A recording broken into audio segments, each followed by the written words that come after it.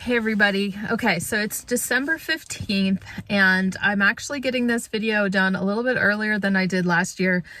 And I was just wanted to talk about a few things that would be awesome to get done for your reselling business before the end of the year. The last couple years, I made a video like this and we talked about different things that it's good to get listed before the new year.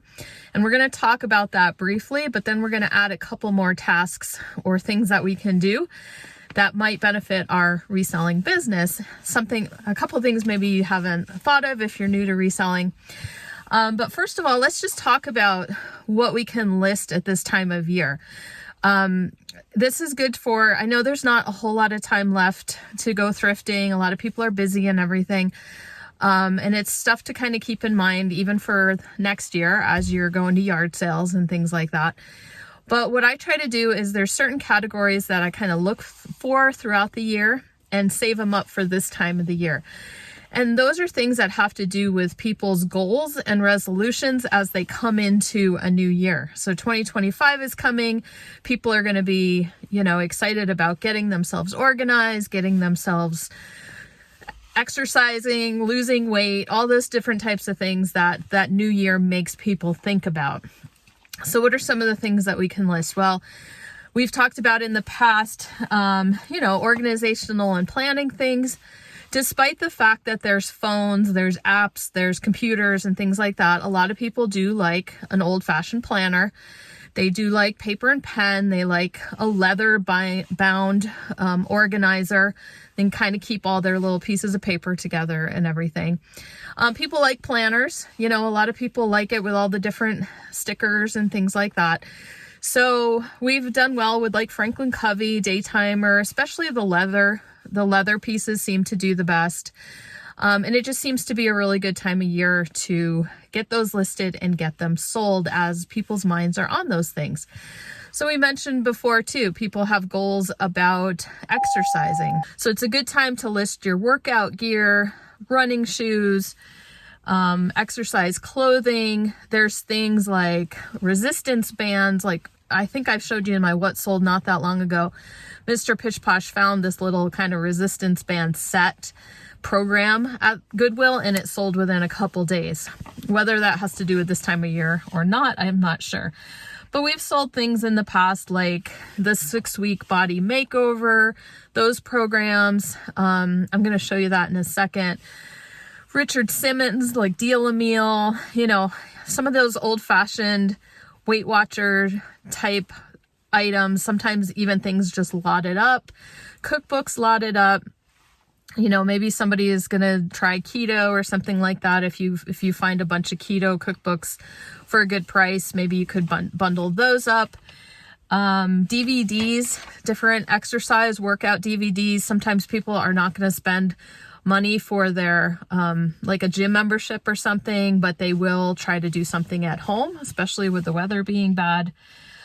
And then other things to think about listing. Keep going with the winter clothing, with the ski. This was talked about in the last video I did like this, and a lot of you had mentioned it, I think even in the year's previous video, that your sales do pretty well in January for ski clothing, ski gear, boots, pants, snow type gear is still going strong in January, even though it feels like it might be too late. Craft supplies, keep going with craft supplies. People are still at home working on those things. My pattern sales have picked up quite a bit. And then another thing that's picked up for us is coffee mugs. So it is one of our best times a year to sell coffee mugs. And they're selling on Etsy, just like cracking us up. They're vintage coffee mugs, but we've been like, hey, this one's not listed on Etsy. We move it over and a few days later, it's like selling. It's like been really strange. But anyway, so that is the first thing that I was talking about, that I wanted to talk to you guys about. The first task that you can do. Look in your profit piles. If you have a chance to run to the thrift and happen to see any of those items, might be a good idea to try to get them listed before the new year. So let's move on to what the next task might be. Okay, before we move on to number 2, I just had a few things in my profit pile that I had picked up recently And I was thinking about this and thinking about this time of year. So for example, I had picked up these DVDs. They're sealed and they have to do with ballet boot camp. So that's kind of what I was talking about. Comps, I guess, were pretty good. I got this at our little outlet store, and so we'll be sure to get those listed within the next couple days. And then I had mentioned this in last year's video, and I forgot I had picked one up, I think at our bins as well. And so is what I was saying is that 6-week body makeover. I don't think it's complete. Woo. I'm like lifting it up. Okay. It's got some DVDs. It's got the book. Sorry. It's got some of the DVDs are sealed. It's got some of the cards. So even though it may have been partially used, let's take a look. Because you usually set these books up for your particular body type and stuff. So it might be set up that way already. But what is included is all the other cards for the other body types and things like that. So I might not have to sell it in this big box because I don't have like the resistance bands and things like that. But we could probably just kind of make a smaller bundle of all that. So we're going to need to get that listed as well. And then I also at the bins, I picked up just the one video by itself. So it's a duplicate of one that's already in there, but I'll just list that separately and see if somebody wants that. Okay, so the second thing I wanted to talk about was stocking up on supplies before the end of the year. And one of the reasons that can be important is that our supplies for our reselling business can be write-offs for our taxes. So if you maybe haven't had a lot of write-offs or you're right on the verge of needing some supplies, sometimes it's a good idea just to get a bunch more done before the end of the year so that you can write it off on your taxes this year. I'm not going to get into taxes. You need to consult your tax professionals and stuff like that. And there's other resources for that to talk about reselling and taxes. But think, if there's certain things that maybe you've been putting off, or like you've been thinking, oh, maybe I'll do a label printer or something like that, then it's a good time to maybe bite the bullet, go ahead and do it, and it would be a write-off for your taxes. So lately I just had noticed in the comments that, I've had some questions from people about certain products, like what do we use to get odors out of things like patterns or removing stickers or things like that. And so I've shared some links with you of things that we've used. Now, what I've been procrastinating on doing is setting up an Amazon storefront with all of our reselling tools kind of all gathered in one spot. And I finally did it. So the link to that is in the description down below. I'm going to show it to you in a second. But what I like about it is that the storefront is something that can be edited. So I can just put the one link in our in each video down in the description, and say something I change my mind, I take it out. Some things I decide to add in because we've tried something new. I know we're going to be on the lookout for some new, like some different sizes for bubble mailers for like things we want for flatware or things we're very specific in what we're buying. And so as we like try different companies out or whatever, then I'll be able to add that link. So I have other videos down in the description where I have this big old long list of here's the label printer, here's the this, the photo studio, like all the different things that we use. But some of those things changed over time, and now I'm not going to go back to these old videos to try to clean up the the big old long list of products that we use. So this one storefront, I can edit everything in one place, and it's awesome. So disclaimer, of course, that anything you buy through one of my Amazon links, I am an affiliate, so it will give us a tiny percentage on your purchase. And it doesn't add anything to your price or anything like that, but it's just a way, if you remember to use my link or go into Amazon through one of my links, then we do get a little kickback, and it does help support the channel that way as well. So let me show you the storefront, and I can talk very briefly about some of the things that we have in the storefront at the moment. Okay, so here's my little Amazon storefront, and I think it's like I'm still learning how to put this together, but this is just, I have it open to one of the lists on my storefront page, and I've only made one list so far. So I may be able to organize this a little bit better in the future. So in the future, you may open the link and it just goes to my page where there's several different lists. And like maybe I'll just put books in one, and then like cleaning supplies, and then tool like in one, and then tools in another one, kind of thing. For now, I just have everything kind of dumped together. So just a few different little things that I was thinking about. I went back through my past purchases. Mr. Pish Posh occasionally uses this Butcher Block conditioner for different things that we've had in the past. There's this book about Napier.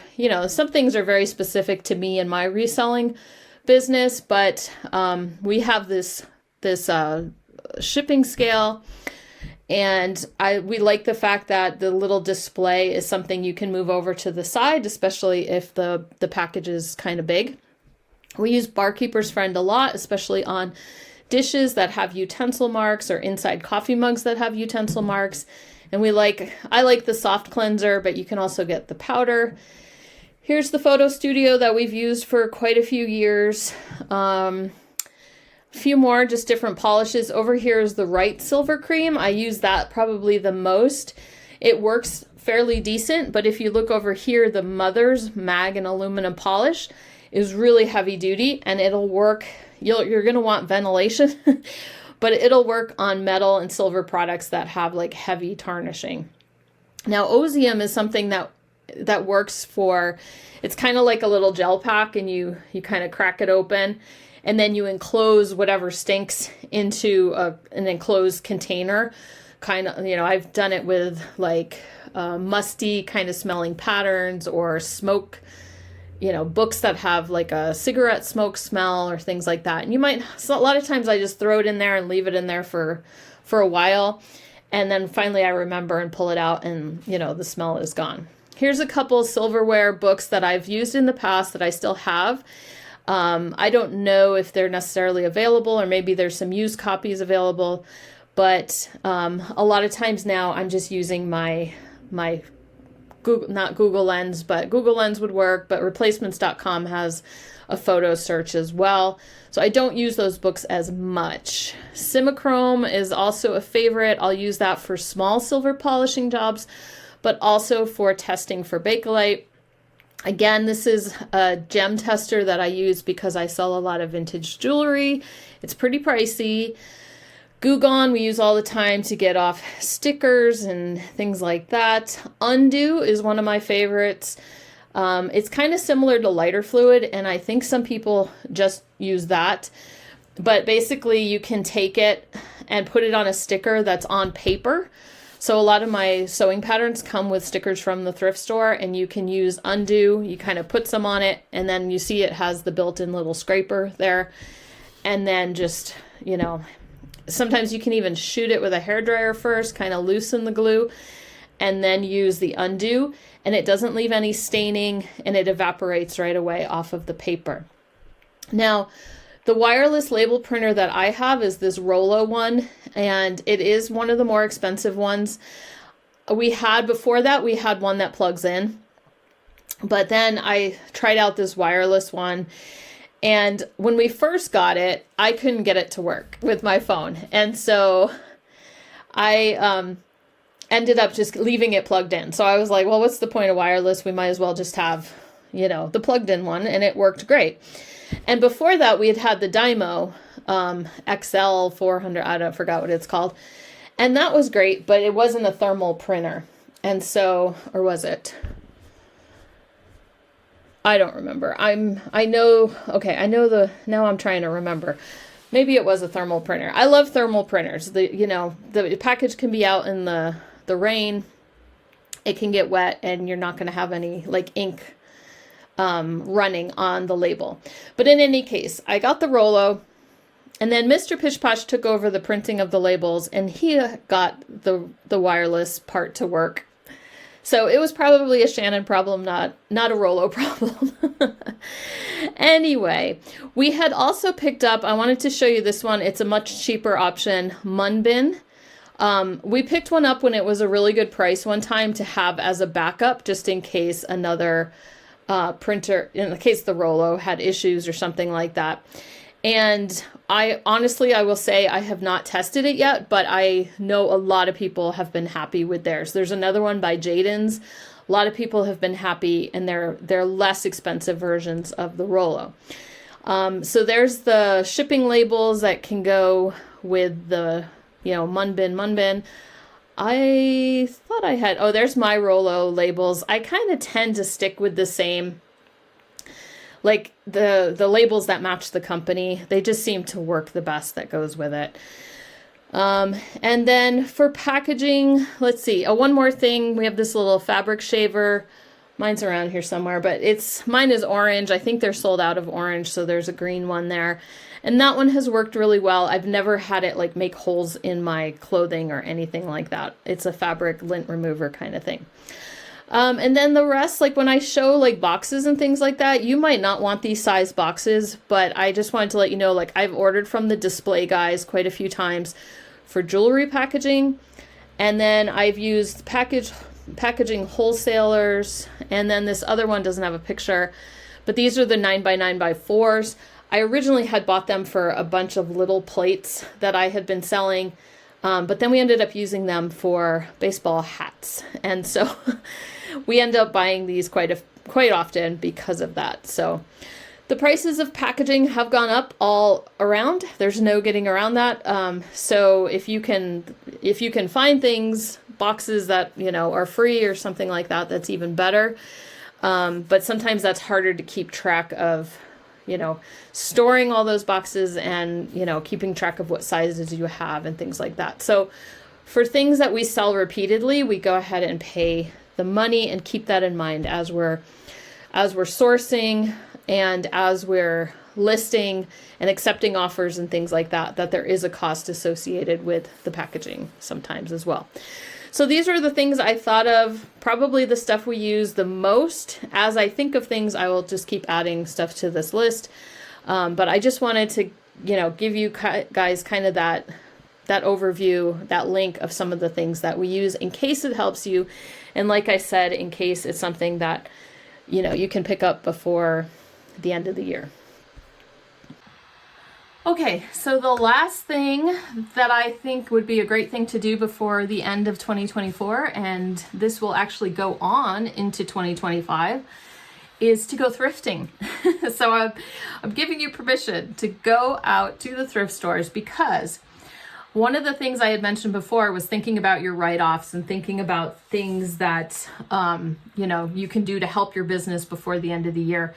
And sometimes that even involves culling out old inventory and donating that old inventory. So depending on how you do your deductions, on your taxes, donating things to the thrift store, sometimes you can get receipts and things like that, and you can write those donations off. So however that works for you in your business and your, whether you're donating personal stuff, business stuff, however you want to write that off. Anyway, but what I'm thinking is a lot of other people are doing the same thing, not just resellers, right? So a lot of people are wanting to get that last deduction of the year. And so they're like, oh, I better go, make my donation run and get my little receipt for my, that I can also write off. So the thrift stores actually start getting quite a bit of stuff this time of year as people do that. And then there's also going into January, as people are receiving gifts this time of year, a lot of times people end up cleaning out older items to make room for some of the newer items that they've gotten. So anyway, it's just a thought I had. January thrifting can sometimes be quite profitable, quite lucrative. Lots of fun stuff that you can find in the thrift stores. And hey, any excuse, any justification we can have to go thrifting, then I say let's take it. Anyway, hope you guys are doing great. A couple more weeks left in 2024.